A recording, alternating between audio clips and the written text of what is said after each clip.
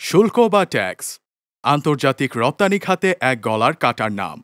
আপনি যদি একটা $100 পণ্য কিনতে যান, তবে আপনাকে গুনতে হবে $125, কেননা বাকি $25 যাবে সরকারের পেটে। জি হ্যাঁ, ঠিক এই ধরনের শুল্ক নীতি আরোপ করেছেন মার্কিন প্রেসিডেন্ট ডোনাল্ড ট্রাম্প। তার এমন স্বার্থান্বেষী এবং অপরিপক্ব সিদ্ধান্ত বিশ্বজুড়ে তুমুল আলোড়ন সৃষ্টি করেছে ব্যাপক আলোচনা সমালোচনা। আমেরিকার এমন সিদ্ধান্তের কারণে শুরু হয়ে যেতে পারে নব্য বাণিজ্য যুদ্ধ। ট্রাম্পের এই ট্যারিফ প্রকৃতপক্ষে বৈশ্বিক অর্থনীতিতে ঠিক কতটা প্রভাব ফেলতে পারে তা নিয়েই বিশদ বিশ্লেষণ থাকছে আজকের ভিডিওতে।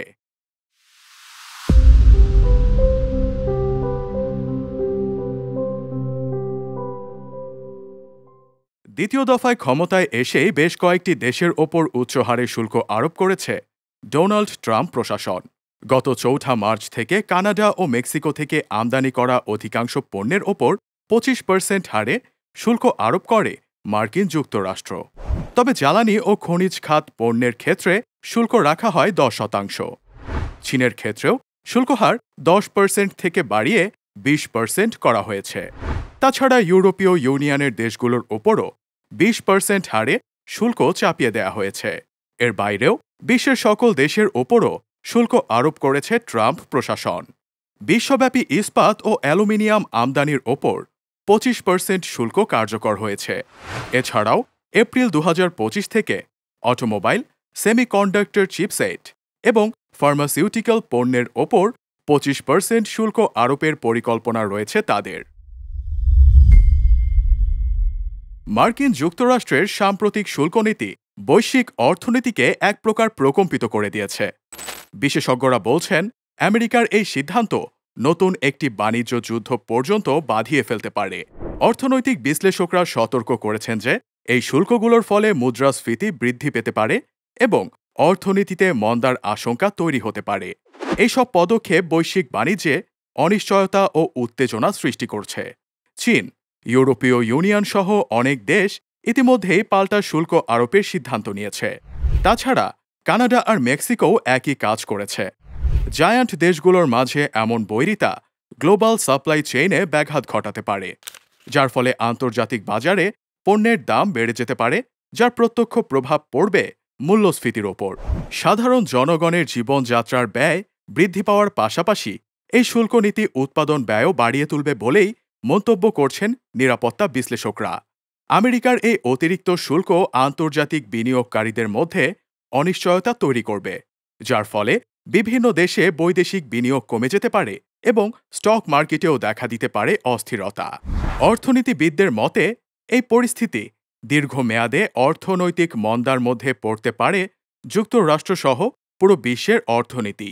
এমনকি ঠিক এই কারণেই আন্তর্জাতিক বাজারের কেন্দ্র ঘুরে যেতে পারে যুক্তরাষ্ট্রের দিক থেকে।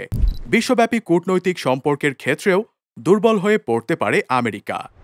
সব মিলিয়ে এই শুল্ক নীতির ফলে বিশ্ব অর্থনীতি একটি সংকটময় পর্যায়ে প্রবেশ করতে পারে, যা দীর্ঘস্থায়ী হলে গ্লোবাল গ্রোথের ওপর গুরুতর প্রভাব ফেলতে পারে।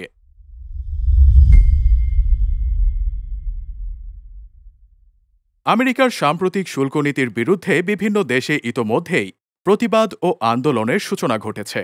যেসব দেশের অর্থনীতি অনেকাংশেই আমেরিকার ওপর নির্ভরশীল, তারাই মূলত এই ধরনের আন্দোলনে অংশ নিচ্ছে।